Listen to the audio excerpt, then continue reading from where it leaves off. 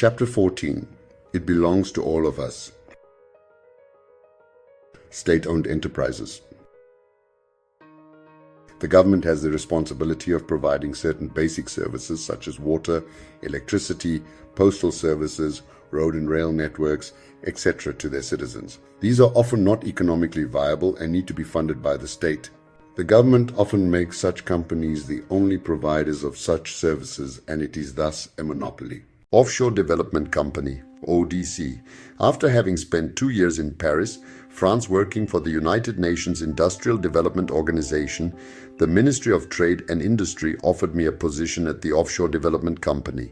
This company was created by law as a public-private partnership with 15% government shareholding to administer the export processing zones. I was to be the CEO designate under Dr. A.S. Abubakar, who had many years' experience at the Mauritius Export Development and Investment Authority, MEDIA. When I started in 1996, we had 1 staff member and no officers of our own. The law had been promulgated, but none of the relevant regulations were yet in place.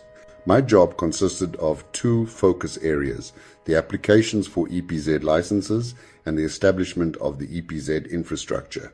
For the approval of EPZ licenses, a committee was established comprising the Minister of Trade and Industry, Hidipo Hamutenya, the Minister of Finance, Ngolo Mbumba, who later became Namibia's 4th president, and the Governor of the Bank of Namibia, Tom Alwindo. Various government employees from various ministries we also seconded to assist the work of the EPZ Secretariat. The establishment of industrial parks meant that I traveled the country, making sure the projects were being done properly and on time. My favorite project was the Oshikongo EPZ Park. At the time, there was only 1 warehouse and 4 or 5 government houses at the border.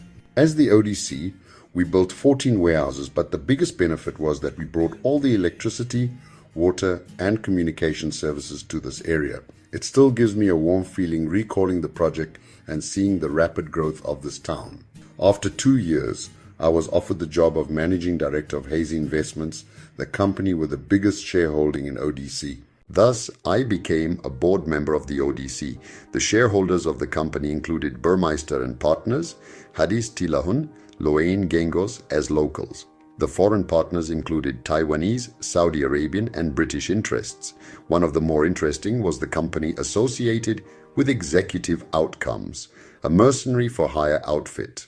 I left Hazy Investments after our failed attempt to start a private airline flying daily from Eros Airport to Johannesburg and Cape Town. I nevertheless remained close to the staff and especially Dr. Abubakar. Some years later, I was very shocked to hear that the ODC has lost 100 million in an investment with a company based in Botswana. To my understanding, the money was lost in a 419 scam. This is named after the penal clause in the Nigerian legal system. Essentially, the financial advisor had promised very good returns on a small investment. After a period of time, 3 to 6 months, the financial advisor returns to the client the interest on the investment, and this proves to be bigger than expected. The client insists on a larger investment and the advisor agrees. This happens a few times, with the client investing larger and larger sums in the hope of continuing these profits. One day, however, the advisor is not reachable. By this time, the investment has reached staggering proportions, and then only does it dawn on the client that it was a scam.